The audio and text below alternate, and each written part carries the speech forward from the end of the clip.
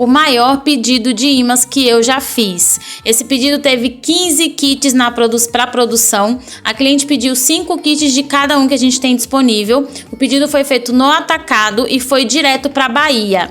Eu levei 7 dias para produzir porque aqui tava sol, mas se tiver frio leva de 10 a 15 dias. Usei 2 kg de massa.